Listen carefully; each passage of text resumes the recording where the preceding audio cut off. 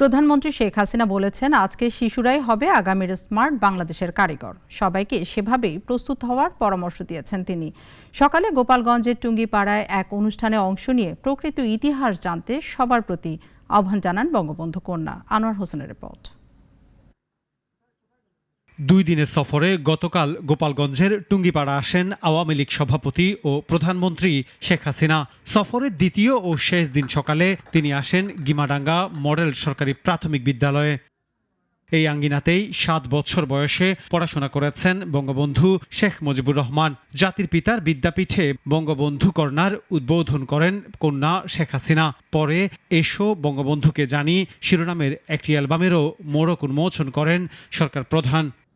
পরে প্রধানমন্ত্রী বলেন, শিশুরাই হবে আগামীর স্মার্ট বাংলাদেশের কারিগর। সবাইকে তাই সেভাবেই প্রস্তুত হওয়ার পরামর্শ দেন তিনি।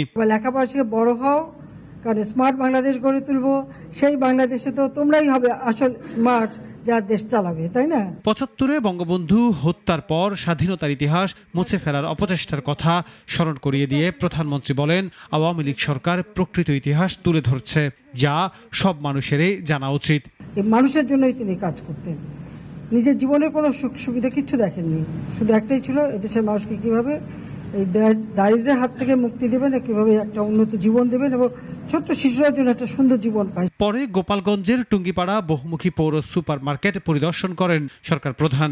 বিকালে বঙ্গবন্ধু শেখ মুজিবুর রহমানের সমাধিতে শ্রদ্ধা নিবেদনের পর ঢাকায় ফেরেন প্রধানমন্ত্রী। আনোয়ার হোসেন, নাগরিক, ঢাকা। ওয়ালটন ফ্রিজ কিনে অনেকের মতো আপনিও হয়ে যেতে পারেন মিলেনিয়াল। সেরা পণ্যের সেরা অফার।